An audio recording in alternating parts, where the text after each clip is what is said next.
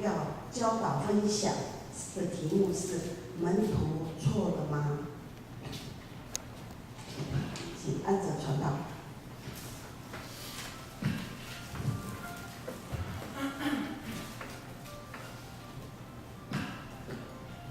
各位弟兄姐妹平安。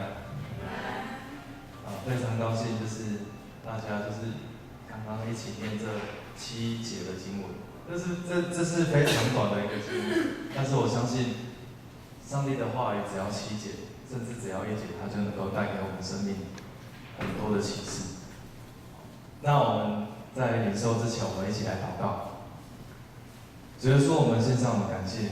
主啊，谢谢你召集我们在主日的时候来到你的面前，继续来敬拜你。主啊，我们将我们心完全交在你的手中。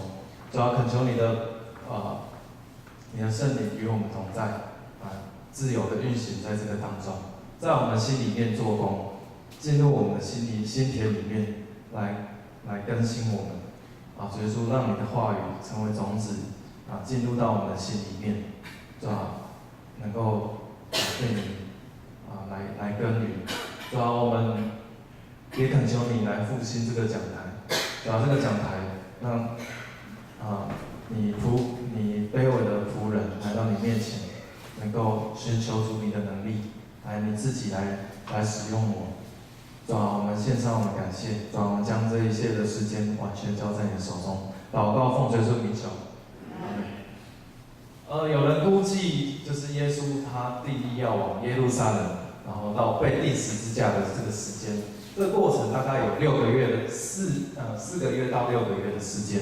那最后这几个月的时间，可以说是耶稣他心里面非常煎熬。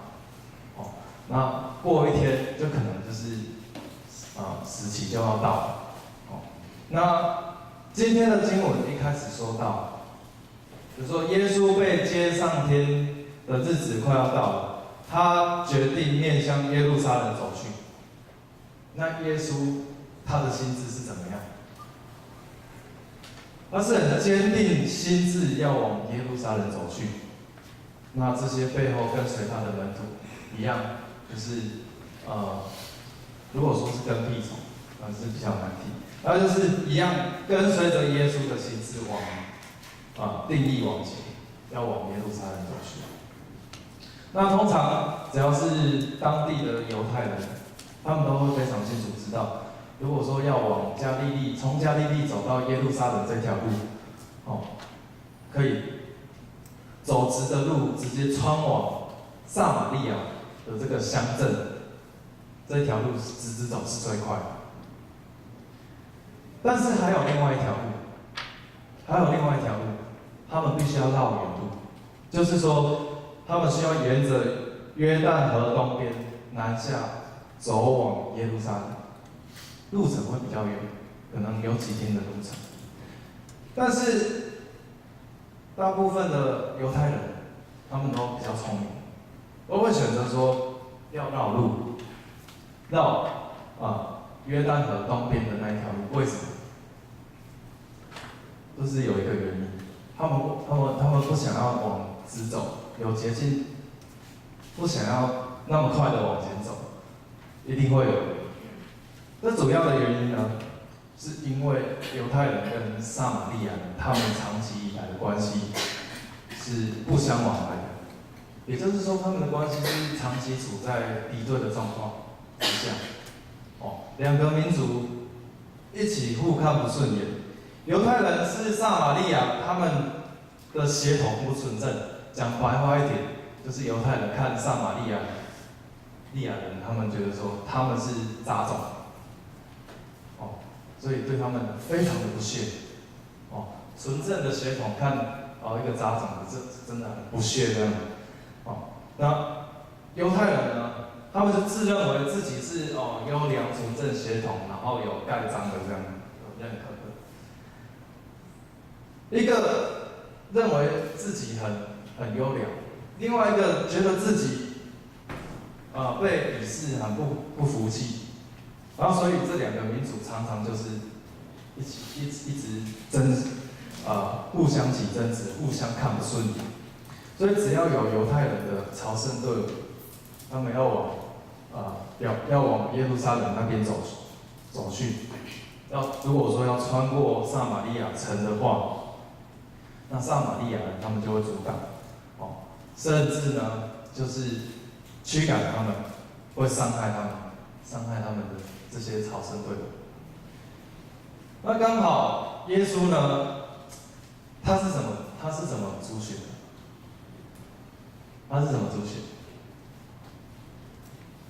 他是犹太人，他长了一脸那个犹太人的样子，那又带着一群门徒要跟着他走。那明明有一条路可以通往就是可以绕道，避免冲突，但是为什么耶稣他偏偏就是选择这条这么难走的路？非常特别，非常奇怪，这是我们可以去思考的。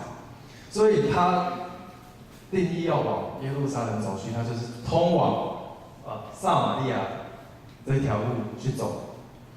所以他圣经里面就讲到说，他先打发人先前往撒玛利亚城这个村庄，看看有没有人先愿意接待他们。结果呢？我们看圣经，我们知道他是被拒绝的，被拒绝的。那我们可以想象说，撒玛利亚人看到耶稣他们的时候，这种面部的表情是非常凶恶，然后一直要驱赶他们，不欢迎他们的这种状况。那耶稣他们这一行人，他们可能不只是面对说，这边不欢迎你哦。不只是讲这一句话这么简单而已，他们可能会引发这两个族群里面的一些思想然后甚至爆发什么身体之间的冲突。那我们看到圣经就是有两个角色，就是雅各跟约翰，他们的反应是什么？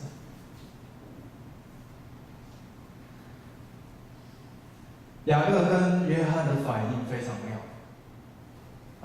他们就来到耶稣的面前，跟主说：“主啊，你要我们吩咐火从天上降下来烧灭他们吗？”这句话妙不妙？这句话是一般人会讲的吗？讲的一句话吗？这不是一般人会讲的一句话。各位在座的弟兄姐妹，我们可以稍微去思考一下，不知道你们会觉得雅各跟约翰他们讲这句话到底有什么问题？思考一下，他们讲这句话有什么问题？有什么问题吗？没有问题的请举手。大家都觉得有问题。好，那我有稍微做一些思考。如果说站在发泄情绪的角度上，他们有问题吗？每个人都会有情绪嘛，被拒绝的时候会有情绪嘛，甚至被揍的时候会有情绪嘛。那他们会，那如果说你被这样对待，然后被羞辱的时候，你会不会有情绪？会不舒服嘛，对不对？好，所以如果说以发泄的角度来讲这句话，是没有问题的。但是如果我们解读这句话背后的动机，恐怕可能雅各跟约翰他们心理状态是有问题的。主啊，你要吩咐我们让火从天降下来烧灭他们吗？烧灭他们，这句话背后有很多的意涵。我们可以看出，耶稣的门徒雅各跟约翰，他们是非常的自我，然后性情非常暴躁，情绪一来，肾上腺素一上升就怎样，就很像流氓一样，然后替天行道。我一直在思考，如果说那时候科技发达，有枪的话，他们只要拿枪，可能就是对这些撒玛利亚人扫射。幸好那时候还没有。那他们被拒绝的时候，尤其看到撒玛利亚这群人非常不顺眼，超不顺眼，就想要灭人家整个圈子、整个村子来进行报复。或许他们可能有的反应是，这是我想的哦，我们是堂堂血统纯正的犹太人，你们这群杂种怎么可以这样对我们说话？又对我们这么鲁莽，这样像话吗？如果况且耶稣这个大人物，他是一个大人物，他愿意来到你们当中，可是你们却鲁莽的对待他。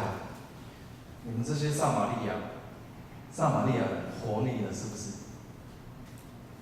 有可能，这是我的想象。我想，因为种族的优越感，可能促使他们他们被拒绝的时候，可能自尊心受了不少伤，然后面子不知道往哪边来，那恨不得把这个民族赶快碎尸万段。主啊，求你降下火来，烧灭他们吧！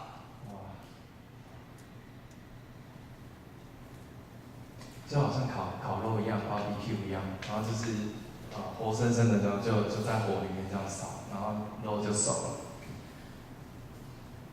这个说起来是一个非常好玩的一件事情，但是其实这个真的不是一件好玩的事啊，这不单纯啊。我想人与人相处，或者是族群跟族群之间的相处，我们每个人可能都会用我们自己主观的立场来看事情。那如果说双方的主观立场看法的时候有落差的时候，可能小的事情会有代沟，产生误解，可能大的问题是产生冲突，或者是对立，不讲话，冷战，或者是爆发大的冲突。我想这种带有自我心理的自我为中心的心，如果再加上心里面有优越感，很觉得骄傲的话，可能内心会更加狭隘，不会轻松，只会更严重而已。我在大学的时候，曾经就是在操练传福音的这件事情。那去传福音的时候，一样就是有遇到，在检视自己的时候，知道自己有不当的心态。那我觉得这个操练这个传福音的过程当中，也成为这个经验，还有我自己检视我自己反省的时候，我觉得也是成为我服事上的一个借鉴，也是服事心态要去调整的一个基本让我反省的一件事情。我一直以来都觉得说，我们的信仰是非常好，超级的好。我相信大家在座从小开始去参加主日学的时候都会一样觉得说，我们的信仰耶稣是这么爱我们，耶稣拯救我们这个罪人，我们是得到何等大的恩典，我们是这个恩典是何等的贵重，而且是免费的。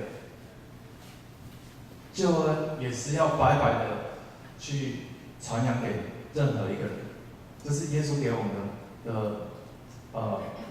给我们的使命，给我们的命令嘛，对不对？